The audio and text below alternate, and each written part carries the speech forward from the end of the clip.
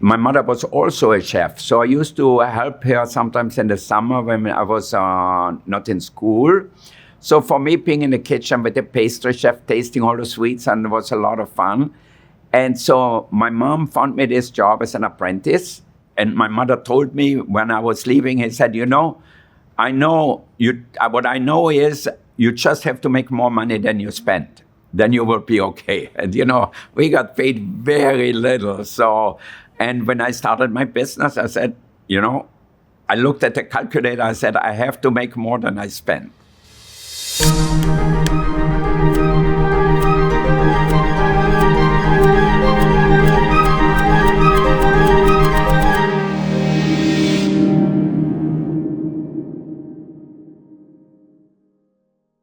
Let's talk about family. You started off in a difficult way. Can you explain that? I'm one of the only persons I know who does not talk that much about their childhood. And I don't talk too much about it because it wasn't a happy part of my life. Because I had a stepfather who was like a terrorist. He was so abusive, both mentally and physically, to me, also my sister Christine. So it was really a very difficult upbringing, and all I wanted to do is leave my house. So my mother found me a job as a cook apprentice about 50 miles away from where we lived, which was at that time pretty normal. Maybe at 15, 16, I was a little on the early side at 14. And so I left my house with a little suitcase, took the train, and my grandmother was crying, my mother was crying, you're leaving, and I was not even 5 foot tall at that time. So I went there, started to work, and the chef at this hotel called the Post Hotel was just as crazy as my stepfather. He used to drink all the time. About 2 months into my job as an apprentice, and I was doing potatoes and cleaning spinach, peeling onions and so forth. And I was making the mashed potatoes and the parsley butter potatoes. And on Sunday at lunch, which was our biggest service, we ran out of potatoes, we ran out of mashed potatoes. And the chef got crazy, screaming, what an idiot I am, what an a-hole I am. He said, go back to your mother. And at the end of the service, he calls me over and says, come on, I have to talk to you. And he said, you're good for nothing, go back to your father and mother. My stepfather told me at that time, he said, you're good for nothing, and I know you're going to be back in a month because you're good for nothing. So, and when the chef told me that, I freaked out. I said, I don't know what I'm going to do. I don't want to go home and look at my stepfather and see he was right. So that evening then I said, you know what, I might as well kill myself. So we had a big bridge going over a river. And I was standing on the bridge, and it was in early winter, and looking down in the river and said, what will happen if I jump in, if I die, or, will I go to heaven or to hell, whatever. And I said, but I don't gonna go home, for sure not. So then, after like 45 minutes standing and looking down, all of a sudden he came to me and says, I just gonna go back tomorrow and see what happened. So I go back the next morning. I went home, couldn't sleep all night. At 7 o'clock, I went to the restaurant.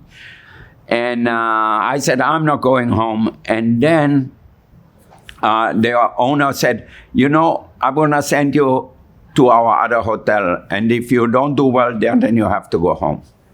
A stone fell for me. And I said, all right, now at least I don't have to go home. So they sent me to the other hotel. There they had a woman chef. It was called the Park Hotel, a woman chef there. And she was a little bit more understanding. And she said, just do your work, don't make any noise, and you will be fine. And sure enough, I did that. I peeled my potatoes, stamped my French fries, made mashed potatoes, cooked rice. And then, about in the third year of my apprenticeship, we had the French restaurant from Dijon come to do a week-long gastronomic thing from Dijon, from Burgundy. So we had these amazing chefs coming from France, from Dijon, and I never saw people cook like that. I didn't see escargot bourguignon. I didn't see make beef bourguignon, beef cooked in a lot of red wine, or chicken, coq au vin, chicken in the red wine, and they made pâtés, and they made amazing desserts, so different than what we had in Austria. And then I said, I want to go and learn in France. So I wrote them a letter, and I said, I would like to do a stage there in the restaurant Trois Faisans in Dijon. And they accepted me. So again, I took the train. It took like forever, like a day and a half with the train from my town. Arrived in Dijon, couldn't really speak French except saying bonjour and bonjour and merci, s'il vous plaît. And I started to work there. And about a year into my job there, and I really liked it, and they actually liked me too. The owner actually gave us a party, and I didn't know at that time what it was. So we were all there drinking some cheap white wine probably, and then I saw this red book there. It was the Guide Michelin, and that was the party for, because we got 1 star in the Guide Michelin. The Michelin Guide is, the Bible of restaurants, If you get 1 star, 2 stars, 3 stars, it's really a great achievement. And at that time, they had maybe 12 or 15 3-star restaurants in France. So it wasn't like you had them everywhere, So I took one book and took it upstairs. I was sleeping upstairs from the restaurant in a tiny little room with cold water only, no shower, nothing. And I looked through it and I said, oh my God, there are 2-star restaurants and 3-star restaurants.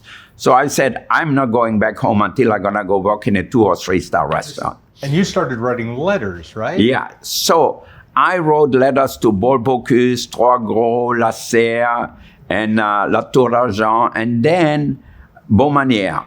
Baumanière is in Provence, in south of France, in Les Baux-de-Provence, actually near Marseille and Avignon. And there Mr. Tullier wrote me back, okay, you can start in April. Okay, I said, oh my God, now I can work in a 3-star restaurant. And that changed my life. I arrived there at Baumanière. The owner and chef was so passionate about food, about the ingredients. We had like 6 gardeners. He bought this baby lamb. He got the best fish right from the port in Marseille.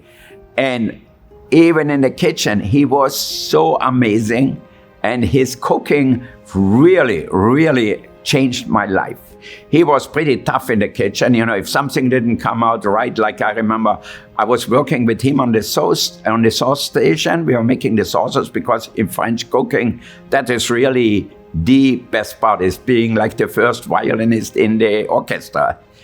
And so I was making the sauces, and I wasn't scared because I wrote him the letter. I said, you don't have to pay me if you don't like the way I work. So for sure he didn't pay me. So one day he said, I made a sauce, I tasted it, and I said, okay, put a little more salt and pepper in it. And then he made a sauce, and I tasted it, and I said, oh, it's very good, but it needs a little bit more pepper and maybe a little lemon juice. He looked at me and says, okay. He put that in. And since that, he really liked me because I wasn't worried about them not saying you're perfect, And I think his passion really got into me. And for me, that was really the best thing ever happened in my profession. And his trust in you was the opposite of what you had growing up.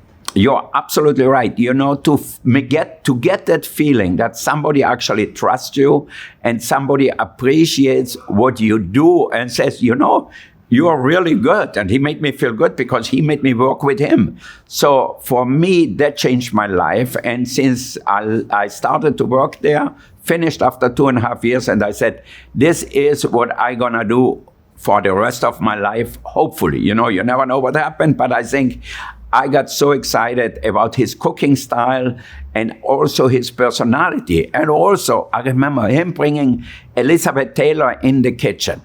And us little guys, we were just looking, wow, look at Elizabeth Taylor, amazing. This is the 1960s, the late 60s, like 69. Yes, so Elizabeth Taylor is in her prime. Goddess. Yeah. Yes. Catherine Deneuve and Marcello Mastroianni. They used to come in the kitchen. I mean, it was amazing. For me, I said, I want to be like him.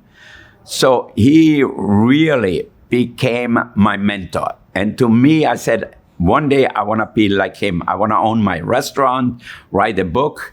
If you can find your mentor who can design a way for you, or you can feel that's the way you want to go, I think it's an important part. I want to go back to your journey. When I heard you tell the story about standing there on that bridge at 14, I'm sure you know the movie It's a Wonderful Life. That was your moment. Yeah. And whatever angel was there that said, go back, and it doesn't matter if they try and throw you out, you're staying. Yeah. That's an extraordinary thing. Here it is, it's now the early 70s, I think 73 if I'm right, and you decided to come to the United States. Yeah. How did that happen? Well, I was working in Paris at Maxim's, another 3-star restaurant. You know, at that time it was like the greatest restaurant in Paris. So it was really amazing. But then one day, a friend of mine who was a waiter, he had a friend who was opening a restaurant in New York. And he asked me if I want to be the chef there. And I said, I want to go to America. You know, when you watch TV, you see America, everybody drives a Chevrolet or drives a Cadillac, all these big cars, and they are super expensive in Europe. So I thought, in America, everybody is rich.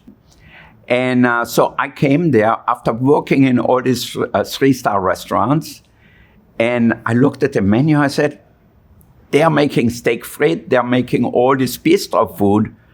And I said, that's not what I like to cook. So I went to see Charles Maison at La Grenouille, who I met in Paris too. And I told him the story. I said, I worked at Baumanière, at Maxim, at Hotel de Paris in Monaco. So he said, I will find you a better place somewhere. I said, okay, I'm happy. So he called his friend Pierre Orsi in Chicago. And because they had a big restaurant on top of the John Hancock Tower. And Orsi said to him, you know, we don't need a chef here in Chicago, but we have a restaurant in Indianapolis called La Tour. And I'm thinking, looking at the resume from Wolfgang, he would probably be good to be the chef there. I heard the word Indianapolis. I thought that's the best city in America because I used to live in Monaco and I love Formula One. I love auto racing, and the Indy 500 is the most famous race in the world, probably. And so finally, I went to the station, to Penn Station, got a ticket with Greyhound, took the Greyhound bus from New York City to Indianapolis, and I arrived in Indianapolis and looked. I said, that's Indianapolis. It's nothing like Monaco. You know, it's like what I imagine it's going to be this really amazing city because of this auto race, you know. And so I looked around, but I had no money to leave. So I checked into a motel because I couldn't afford an apartment. I had no credit card, nothing, and started to cook there. I just told them I work at La Tour. They said, okay, you can stay here. And finally, after 2 or 3 months, I had enough money to pay for the motel and a down payment for an apartment. And I started, you know, to apply for a green card. And after 1 year or so, I got my green card there because nobody immigrates to Indiana, except me, maybe and a few more probably. But when I went to the immigration, I was the only person there. So it was really... A short wait. A short wait, yeah. How long did you stay? I stayed about a year, a little over a year, until I got my green card. And then the owners told me, I said, maybe you can go to Los Angeles. So I said, Los Angeles? Okay, Los Angeles. I said, I hope it's on the beach. I said, yeah, Santa Monica, you can go to the beach and everything. So I said, okay, I'm going to go. I started to work downtown in a restaurant called Francois for probably 3 months. And then a friend of mine said, you know, I'm working in this restaurant called Ma Maison, and the chef needed somebody so he can take some time off because he was working lunch and dinner.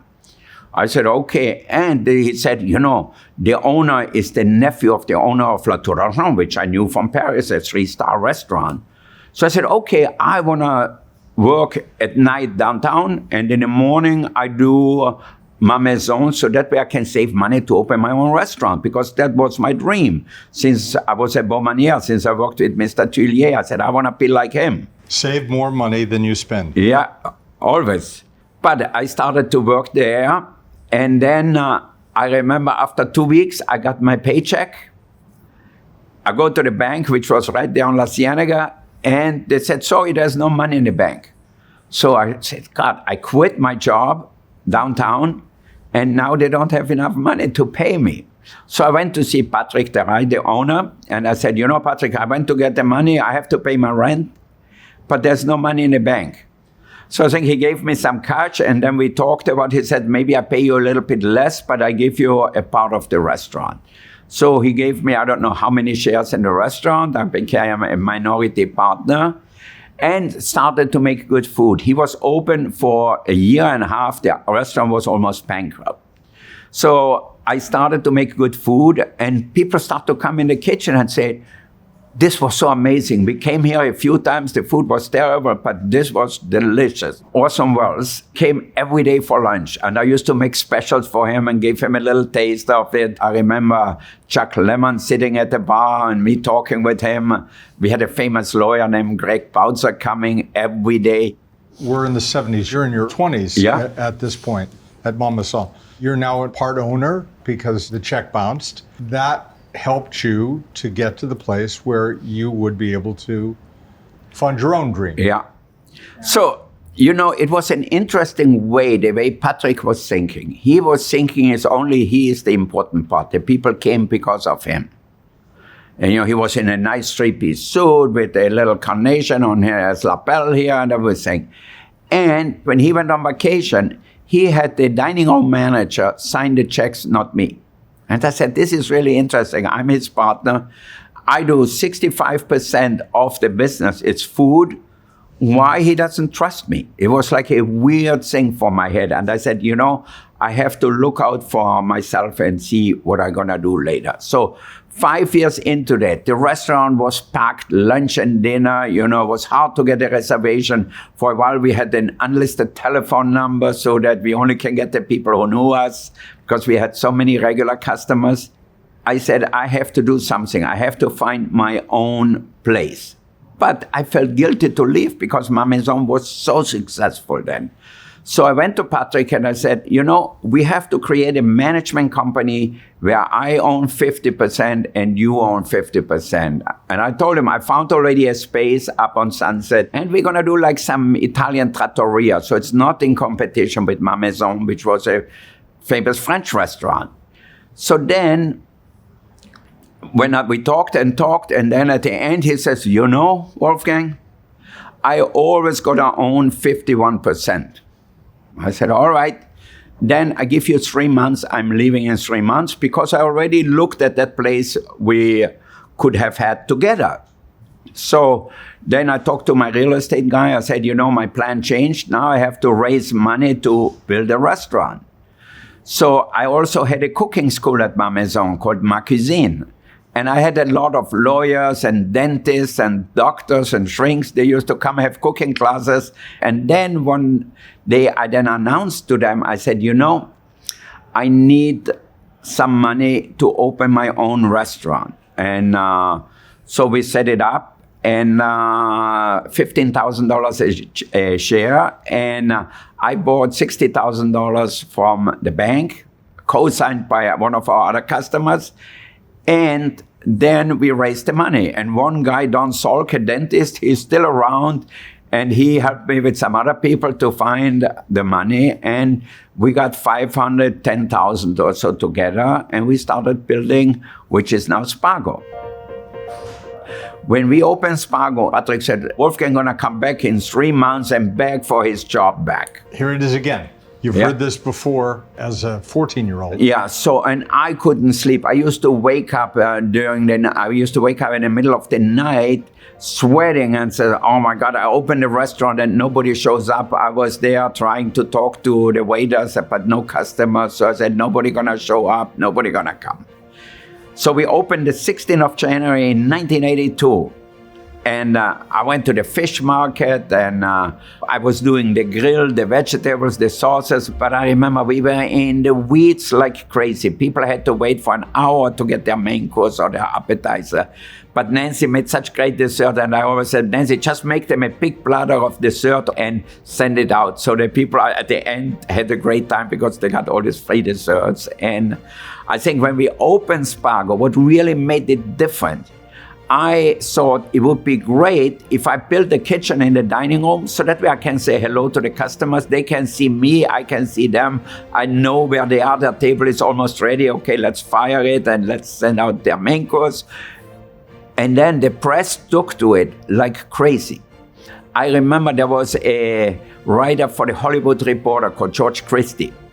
And he was writing a column called The Great Life. And he came to the restaurant and ate there and says, that's a new way of dining in LA. It's fun, it's great food, it's not complicated, it's not stuffy. And he said, and here is the reservation number, and you better call today, if not, you won't get a table. Then all of a sudden, everybody showed up.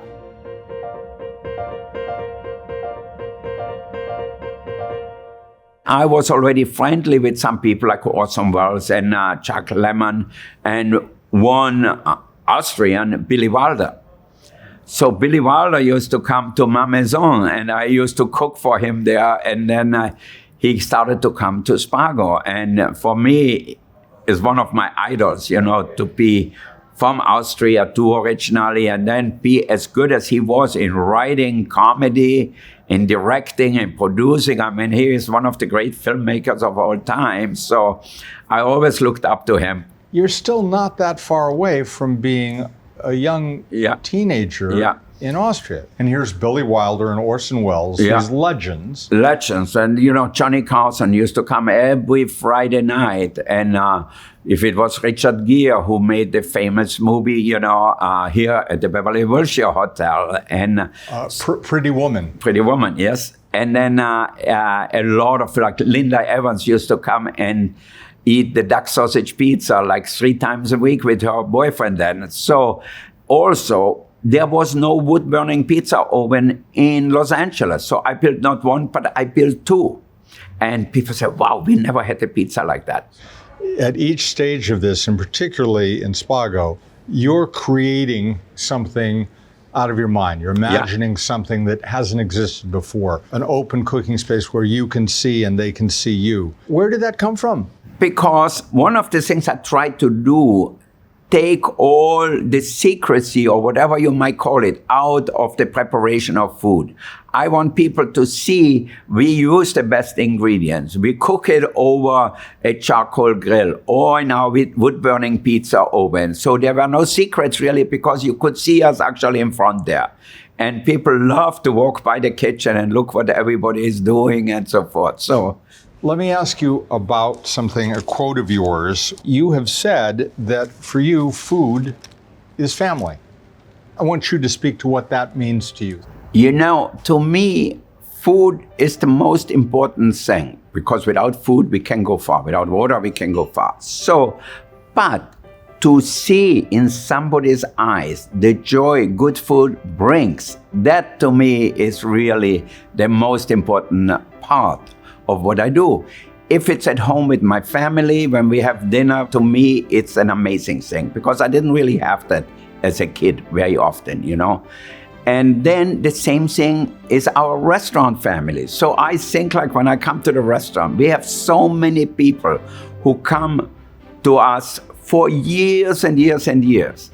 Like I remember, may he rest in peace, Sidney Poitier. He became a great friend of ours. He became the godfather of my children. And I still remember the day we were sitting at Spago. And then he knew my wife Galila was pregnant. And he said, Wolfgang, it would be a real honor if I could be the godfather of your son. And I started to tear up. And I said, Sidney, I wouldn't have dared to ask you that. This is like, for me, the most amazing experience, you know. This was worth having a child just so I have the best godfather in the world. You build family both by the people you're related to, but the people who are important in your life. You've created in these restaurants people who've come back and back, famous people, dentists. Yeah. It And doesn't from matter. every walk of life, you know. I know a lot of people think, oh, you have to be famous to come to Spago or to Cut or Chinois, one of our restaurants. But, you know, to me, a customer is a customer. There might be people who made reservation 2 weeks out, or maybe 2 months for their wedding anniversary. So if I would go in the dining room, I will say hello to them the same way I would say hello to Brad Pitt or anybody. There's something else that I've read that you said, that your purpose in life is making people happy. Totally. And I think what I see is maybe almost egoistically, because what makes me happy is seeing other people enjoying their dinner, enjoying their time in the restaurant, and have a happy moment in our place. And that for me is better than money. You know, and the great thing is I can do that every night. I can go to 3 of our restaurants here in LA and see people being happy, enjoying their food, enjoying their hospitality. So to me, that's really special. Now, obviously, to stay in business, we have to make money. If not, I would give the food away for free. But already early on, when I opened Spago, after probably 8 months, we were already very successful. And I looked on Melrose Avenue. You had all these old people sitting outside and not getting really food, and then some other people being homeless, not getting any food. So we started a program here in LA called Meals on Wheels. I invited like 10 chefs from all around, from Alice Waters to Paul Prudhomme and Bradley Ogden, Dean Faring and Larry Forgione and Jonathan Waxman. In our big parking lot at Spago, we put up an enormous tent, and I brought in maybe 30 vintners from Napa, Sonoma, and we had all the kitchen stations around. And again, people walked around, and all the proceeds went to Meals on Wheels. So for me, giving back was such an important part of my life, to give back, because I think I got lucky. I worked hard, but I got lucky to be so successful. So there are many people out there who don't have that luck, and they might be talented in different things, but they end up with not much. You've also done things for school children to help them. Talk about that. So when we started Meals on Wheels, I found out that there were some schools where they cut the food out for the kids. So I said, you know, not only we're going to give food to the older people, to the homebound people, wet and so forth, but we're going to help the schools too. So we send out sandwiches, soups, and salads to different kind of schools, so that way the kids got something to eat. If we don't take care of our kids and we don't take care of our older people, you know, who brought us in this world, what kind of a society are we? You haven't shied away from addressing social issues, whether they be charitable or your own point of view. You've taken a stand, and that's part of what being an American is speaking up. Yeah, I think it's a very important part to speak up, and that we also speak up together and say this is unacceptable in a country like this. That's what I always said, the richest country in the world. We have kids in school with no food. We have old people in the street with no food.